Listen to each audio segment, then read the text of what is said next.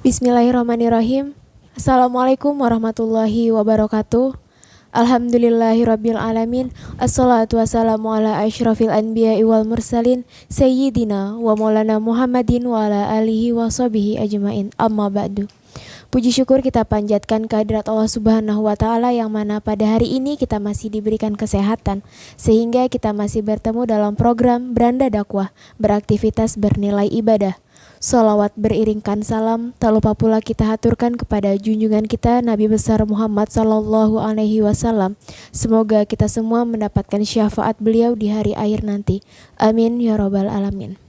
Baik pemirsa Beranda Dakwah, senang sekali saya Linda Fatmawati dapat menemani kembali dalam program Beranda Dakwah, beraktivitas bernilai ibadah bersama Fakultas Usuluddin Adab dan Dakwah UIN Sultan Haji Muhammad Idris Samarinda. Baik, pada kesempatan hari ini kita akan membahas sebuah tema tentang saling menasehati, saling mengingatkan. Bersama narasumber kita yaitu Ustazah Siti Tarisah, mahasiswi Program Studi Komunikasi Penyiaran Islam, Fakultas Usuluddin Adab dan Dakwah UIN Sultan Haji Muhammad Idris Samarinda. Dan juga beliau baru saja mengikuti kegiatan PKU di Gontor pada tahun 2021. Sebelum itu kita akan sapa dulu narasumber kita pada hari ini.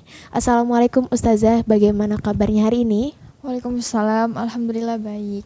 Alhamdulillah, semoga kita semua dalam keadaan sehat walafiat dan juga dalam keadaan baik. Oke, baik Ustazah. Sebelum kita masuki pembahasan lebih dalam lagi, kita akan mendengarkan sebuah pengantar yang akan Ustazah sampaikan. Disilahkan. Baik. Assalamualaikum warahmatullahi wabarakatuh. Alhamdulillahirabbil alamin, alhamdulillahirabbil alamin, alhamdulillahirabbil alamin. Assalatu wassalamu ala asrofil anbiya'i wal mursalin sayyidina maulana Muhammadin wa ala alihi washabihi wasallim ajmain. Amma ba'du. Pertama-tama marilah kita haturkan puji dan syukur kita kehadirat Allah Subhanahu wa taala karena telah memberikan kita kesempatan untuk kembali berkumpul pada program Beranda Dakwah yang insyaallah penuh barokah ini. Kedua kalinya salat beserta salam kita lantunkan kepada baginda Rasulullah Sallallahu Alaihi Wasallam. Semoga kita termasuk umat yang diberi syafaatnya. Baik, terima kasih kepada host yang telah mempersilahkan saya untuk menyampaikan sedikit pengetahuan saya pada hari ini kepada pemirsa Beranda Dakwah sekalian. Tadi udah dijelaskan ya, tema kita pada hari ini ialah saling mengingatkan dan saling menasihati dan saling mengingatkan. Tujuan utama dari tema ini ialah tidak lain dan tidak bukan pengingat untuk diri saya sendiri terlebih dahulu, kemudian untuk para pemirsa sekalian. Baik. A'udzubillahi minasyaitonirrajim. Bismillahirrahmanirrahim. Wal ashr innal insana lafi khusr illal ladzina amanu wa 'amilus solihati wa tawassaw bil haqq wa tawassaw bis sabr. Demi masa sesungguhnya manusia itu berada dalam kerugian kecuali orang-orang yang beriman dan mengerjakan kebajikan dan orang-orang yang saling menasihati dalam kesabaran dan dalam kebenaran dan juga dalam kesabaran. Nah, dalam surah Al-Asr tadi sudah dijelaskan bahwa Allah itu manusia yang tidak merugi ialah orang-orang yang beriman, yang mengerjakan kebajikan dan juga orang-orang yang saling menasihati dalam kebenaran dan kesabaran. Nah, di surah lain pada surah Az-Zariyat ayat 55 Allah Subhanahu wa taala itu berfirman bahwa tetaplah memberi peringatan karena sesungguhnya peringatan itu bermanfaat bagi orang-orang yang beriman. Nah, memberi peringatan atau nasihat ini meskipun terdengar remeh tapi sebenarnya bukanlah perkara yang mudah. Dalam tafsir Ibnu Katsir surah Az-Zariyat ayat 55 tadi merupakan hiburan dari Allah untuk Rasulullah Sallallahu Alaihi Wasallam agar tetap mendakwai orang-orang kafir pada saat itu. Meskipun pada kenyataannya orang-orang kafir tersebut mengabaikan dakwah Rasulullah, bahkan menghina beliau, seperti itu. Nah, di ayat sebelumnya pada ayat 52 di surah yang sama Allah Subhanahu wa taala itu juga berfirman bahwa sebenarnya rasul-rasul sebelum Rasulullah itu juga mendapat perlakuan yang sama saat orang-orang kafir tersebut saat didakwai orang-orang kafir tersebut menyebut para rasul itu dengan sebutan tukang sihir atau orang gila seperti itu. Nah, jadi memang sebelum Rasulullah SAW mendakwai umatnya, Rasul-Rasul sebelumnya juga mendapat perlakuan yang sama, yaitu saat Rasul-Rasul berdakwah kepada kaumnya pasti ada saja orang kafir yang mengatai para Rasul tersebut dengan sebutan orang gila atau tukang sihir seperti itu, karena mereka menolak untuk didakwai seperti itu. Oke, baik. Itu tadi sebuah pengantar tentang saling menasehati dan saling mengingatkan. Kita akan bahas lebih jauh lagi nanti setelah yang satu ini. Tetap bersama kami dalam program Beranda Dakwah, beraktivitas bernilai ibadah.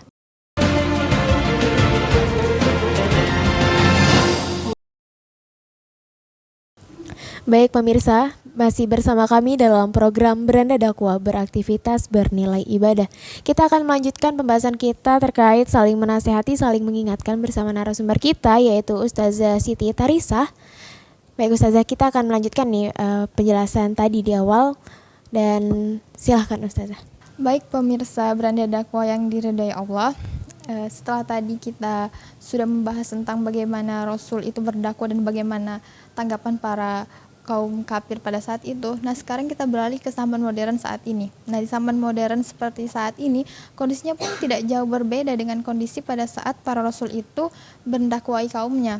Nah, di zaman modern seperti saat ini, pada saat ada seseorang yang memberi nasihat atau mengingatkan, masih banyak yang merespon mereka dengan tanggapan yang negatif, bahkan terasa menyakitkan seperti itu ya. Contohnya itu ya, ini sekadar contoh saja. Saat ada seorang yang menasehati ada perempuan yang tidak berjilbab ya, ada saja tanggapan sinis seperti berjilbab itu yang penting perilakunya baik, percuma berjilbab tapi perilakunya masih buruk kan. Terus ada juga yang sering menanggapi bahwa yang dijawab itu hatinya dulu, bukan kepalanya, baru kepalanya seperti itu. Nah, itu merupakan tanggapan-tanggapan yang diterima oleh orang-orang yang sering memberi nasihat begitu. Padahal kan kalau berjilbab itu merupakan kewajiban ya, dan itu harus ditaati, tidak bergantung pada perilaku seseorang seperti itu. Nah, contoh lainnya itu saat kita menasehati atau saat ada orang yang menasehati orang yang berpacaran, kan itu dibilang pacaran tuh haram hukumnya, tapi banyak juga yang menanggapinya dengan urusi saja urusanmu sendiri, tidak perlu mengurus kami seperti itu. Nah, dan di zaman modern seperti saat ini banyak sekali anak muda ya khususnya itu yang sulit sekali dinasehati seperti itu. Mereka lebih mementingkan urusan mereka sendiri dan tidak mau dicampuri urusannya. Nah, padahal itu merupakan kalimat-kalimat yang tidak baik ya.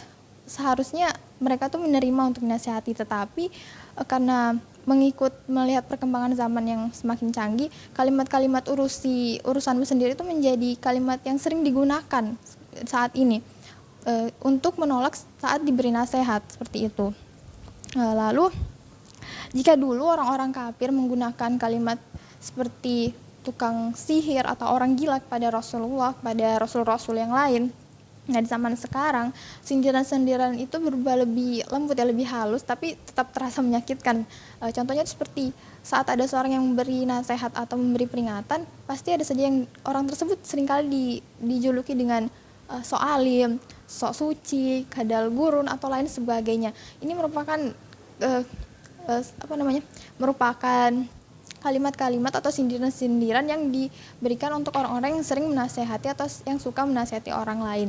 Nah, dari kalimat sindiran-sindiran tersebut seringkali orang-orang yang tadinya sering memberi nasihat atau sering menasehati orang lain, memberi peringatan kepada orang lain, jadi malas untuk menasehati orang lain, hingga pada akhirnya sedikit sekali orang-orang yang mau saling menasehati ataupun saling mengingatkan.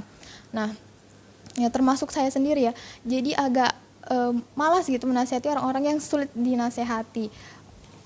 Lalu apalagi menasihati orang-orang yang di sekitar kita seperti tetangga, teman, keluarga, itu orang-orang yang termasuk sulit sekali menerima nasihat, sulit sekali untuk diingatkan, karena kita pasti banyak di antara kita yang takut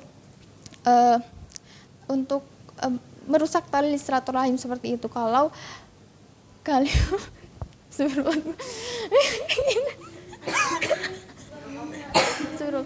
kalian ulangi dari mana ya? Kalau ya. Oh ya. Astagfirullah. Langsung ya. Nah,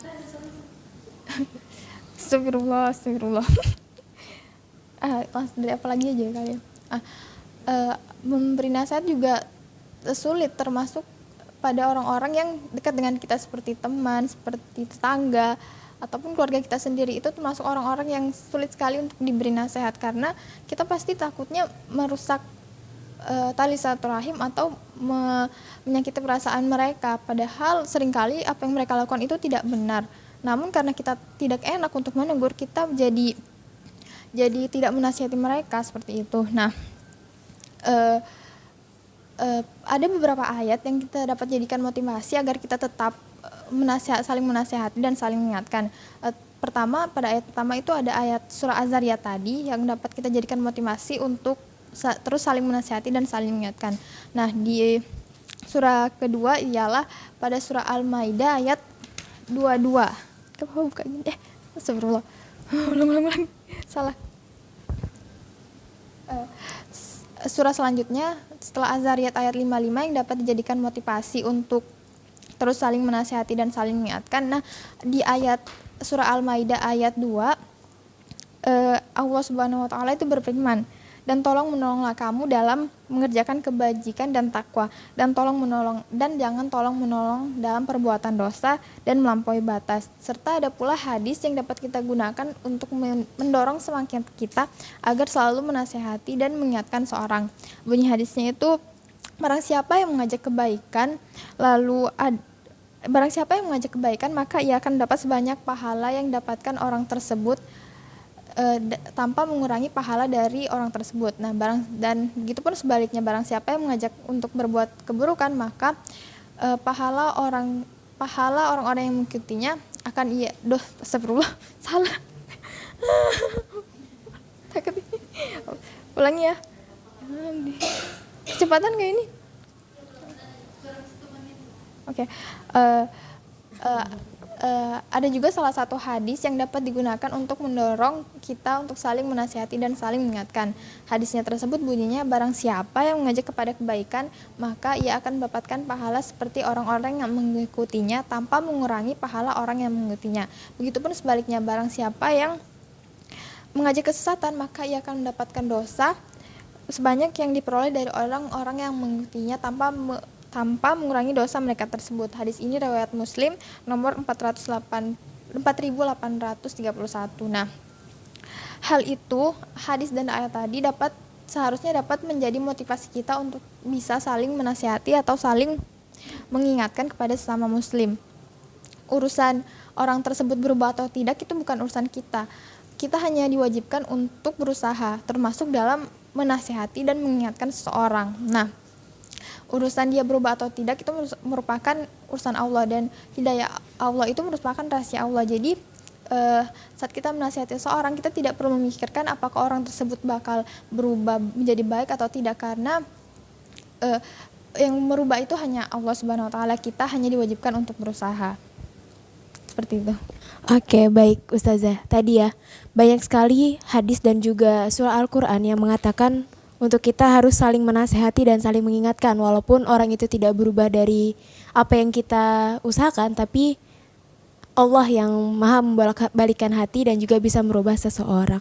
Oke, baik Ustazah, kita akan kembali lagi setelah yang satu ini. Tetap bersama kami dalam program Beranda Dakwah, beraktivitas bernilai ibadah.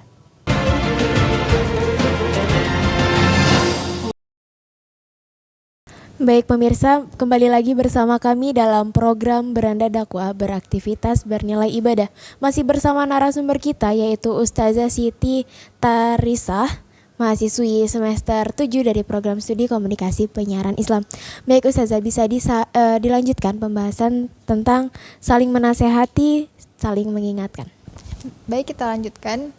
Pemirsa yang dirahmati Allah, tadi kita sudah membahas tentang bagaimana saat menasihati seorang dan bagaimana tanggapan saat kita menasihati seorang. Nah, yang kita harus ingat juga ya, bahwa Rasulullah saja, Nabi Muhammad saja itu pada saat sebelum menjadi nabi itu diberi julukan Al-Amin, orang yang dipercaya. Namun pada akhirnya saat beliau menjadi nabi dan saat menyampaikan wahyu Allah, saat menyampaikan dakwah kepada kaumnya, julukan itu berubah menjadi Nabi Muhammad disebut sebagai orang gila, tukang sihir, karena umatnya itu tidak terima untuk didakwai pada saat itu. Orang-orang kafir tersebut tidak terima untuk didakwai oleh Rasulullah SAW.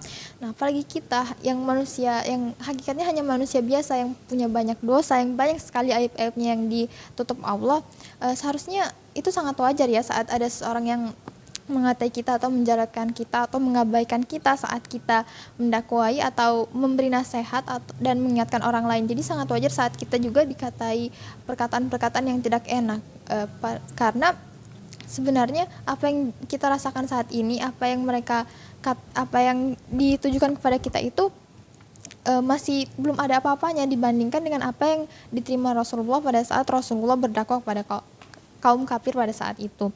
Nah, namun yang perlu kita ingat juga, dalam menasihati seseorang itu ada adab-adab atau ada tata cara yang perlu kita perhatikan dalam menasihati atau mengingatkan seseorang. Nah, di sini saya akan memaparkan 8 tata cara dalam menasihati seseorang yang baik. Ulangin ya. Di sini saya akan memaparkan terdapat 8 cara atau tata cara yang dapat digunakan dalam menasihati seseorang dengan baik. Nah, yang pertama itu, nasihat ini didasari dengan niat ikhlas. Nah, dalam suatu hadis Rasulullah itu bersabda ya, yang artinya niat itu amalan seseorang itu tergantung pada niatnya. Jadi saat kita menasihati seseorang, saat kita memberi peringatan atau mengingatkan seseorang itu, kita niatkan itu karena Allah, ikhlas untuk Allah semata. Jadi saat tanggapan orang tersebut tidak mengenakan hati, kita jadi tidak terlalu memikirkan tanggapan orang tersebut karena kita fokusnya hanya ikhlas untuk Allah Subhanahu wa taala. Yang kedua itu menasehati sesuai dengan syariat. Artinya saat menasehati atau mengingatkan seorang, kita tidak melanggar hukum-hukum Allah. Nah, yang ketiga itu menggunakan kata-kata yang baik. Artinya kata-kata baik itu yang penuh kelembutan, lemah lembut, dan juga penuh hikmah, sehingga orang-orang yang mendengarkan nasihat atau mendengarkan apa yang kita ucapkan itu menjadi lebih mudah menerima nasihat kita. Yang keempat, tabayun. Kita periksa terlebih dahulu apa orang tersebut. Yang keempat ialah tabayun. Artinya kita periksa apakah orang tersebut benar-benar membutuhkan nasihat kita, dan tabayun juga membuat kita tidak salah dalam menasihati seorang. Yang kelima itu jangan zauzon atau berburuk sangka terhadap orang yang kita nasihati, karena bisa jadi dia berbuat salah saat ini tapi di kemudian hari malah dia yang menasihati kita. Jadi kita tidak boleh merasa lebih baik atau lebih pintar, lebih benar daripada orang yang kita nasihati, seperti itu. Nah, yang keenam ialah jangan memaksa agar nasihat kita diterima. Artinya kita memberi nasihat kepada seorang tapi kita tidak perlu memaksa orang tersebut untuk menerima nasihat kita, karena hal tersebut bisa saja membuat orang yang kita nasihat itu tidak nyaman dan tidak mau mendengarkan nasihat kita. Yang ketujuh, tidak memberi nasihat di depan umum. Nah, Imam Syafi'i pernah mengatakan bahwa beri nasihat kepadaku ketika aku sendiri, jauhilah memberikan nasihat di keramaian. Sesungguhnya nasihat di keramaian itu merupakan suatu bentuk pelecehan. Kita saat memberi nasihat kepada orang lain, jangan sampai kita menasihati seseorang itu di ruang yang ramai atau di tengah-tengah keramaian, karena bisa saja membuat orang yang kita beri nasihat itu menjadi malu dan menjadi tidak mau mendengarkan nasihat kita. Lalu yang terakhir ialah, yang kedelapan ialah jangan melakukan tahrisi atau memancing pertengkaran saat memberi nasihat. Artinya saat kita menasihati seorang, jangan sampai kita malah membuat orang tersebut marah dan membuat orang tersebut bertengkar dengan kita ataupun dengan orang yang lainnya. Nah, jadi dengan 8 cara tadi dapat kita gunakan dalam menasihati dan memberi peringatan pada 8 cara tadi yang telah saya sebutkan itu dapat kita gunakan untuk memberi nasihat atau mengingatkan orang lain. Cara-cara tersebut dapat kita gunakan dalam menasihati seseorang. Semoga dengan tata cara tersebut kita jadi lebih bijak dalam menasihati orang lain. Termasuk saat kita dinasihati orang lain, semoga kita juga bisa menerima nasihat itu dengan baik. Oke, baik, itu tadi penjelasan tentang tema kita kali ini. Ada 8 cara yang bisa kita gunakan untuk menasihati orang dengan cara yang baik. Untuk yang pertama itu ikhlas karena Allah Ta'ala. Yang kedua sesuai dengan syariat Islam. Selanjutnya berkata baik dan juga tabayun. Selanjutnya juga jangan suudzon terhadap orang yang ingin kita nasihati, dan juga jangan memaksakan kehendak kita untuk orang lain itu berubah karena kita, dan jangan pernah menasihati orang lain di depan umum, dan juga jangan pernah memancing kemarahan orang lain.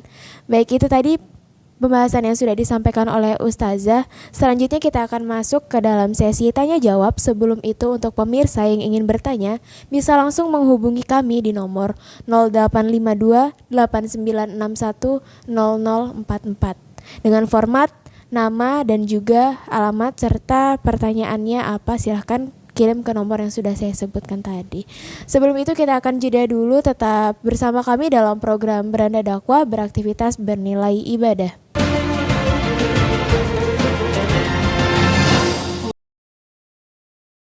Baik pemirsa, kembali lagi bersama kami dalam program Beranda Dakwah, beraktivitas bernilai ibadah. Masih bersama narasumber kita yaitu Ustazah Siti Tarisah. Nah, kita sudah masuk ke sesi tanya jawab nih Ustazah. Ada 2 penanya yang udah masuk ke narahubung kita. Untuk yang pertama dari Kinanti yang beralamat di Bangris. Pertanyaannya, mengapa kita tidak boleh menasehati orang di depan umum, sedangkan para dai menasehati di depan khalayak umum? Bisa langsung dijawab Ustazah.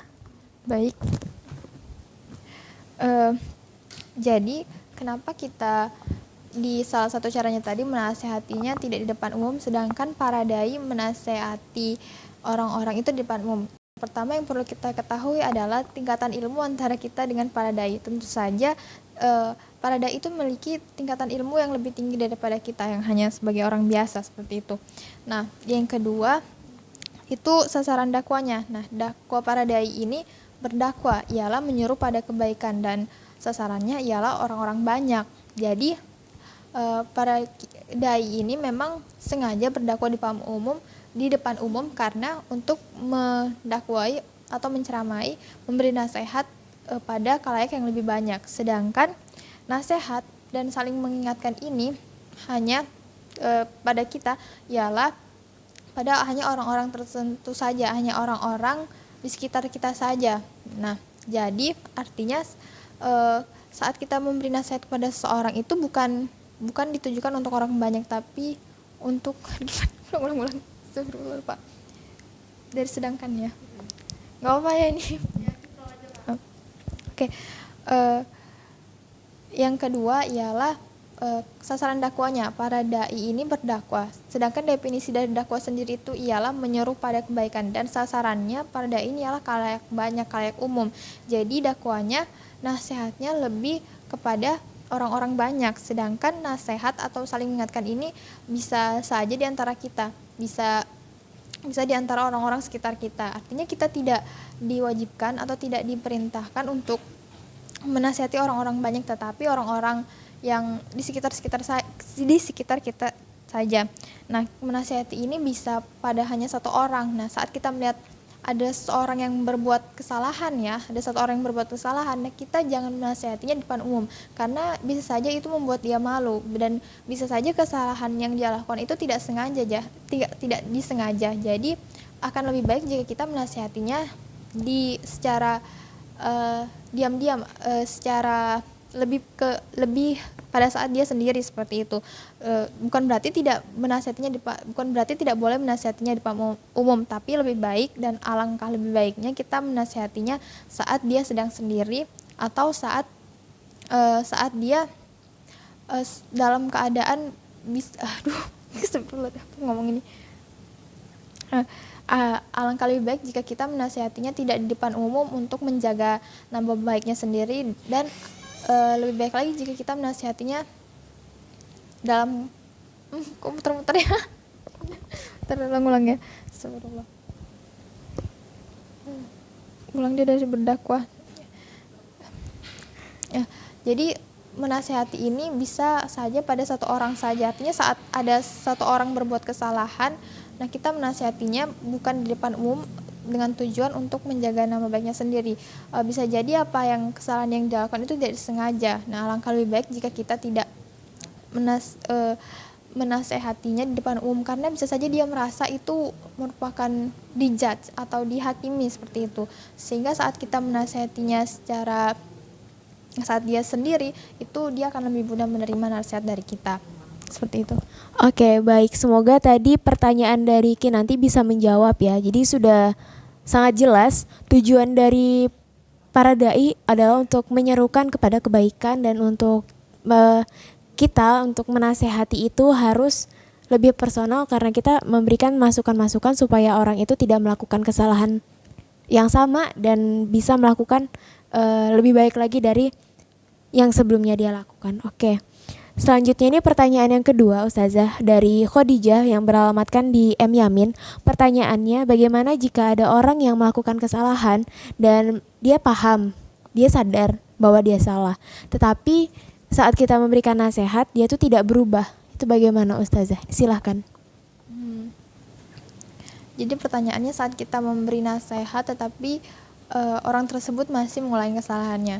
Nah, seperti yang sudah kita bahas tadi ya sebelumnya, bahwa kita ini hanya diperintahkan untuk menasehati, untuk saling mengingatkan. Artinya kita hanya diperintahkan untuk berusaha menasehati dan mengingatkan seseorang. Urusan dia berubah menjadi lebih baik atau tidak itu merupakan urusan Allah, seperti itu. Jadi kita tidak wajibkan untuk berhasil mengubah seseorang yang dari buruk menjadi baik, tetapi kita diperintahkan untuk berusaha menasihati dia, karena hidayah itu merupakan rahasia Allah. Hanya Allah yang membolak-balikan hati manusia. Nah, kita sebagai manusia hanya diwajibkan untuk memberi nasihat atau memberi saling mengingatkan antara sama manusia, khususnya sama muslim, seperti itu. Oke, baik Khadijah, semoga menjawab ya tadi pertanyaannya. Dan itu tadi 2 pertanyaan dari pemirsa Beranda Dakwah, semoga semuanya bisa menjawab. Dan kita akan kembali lagi setelah yang satu ini, tetap di Beranda Dakwah, beraktivitas bernilai ibadah.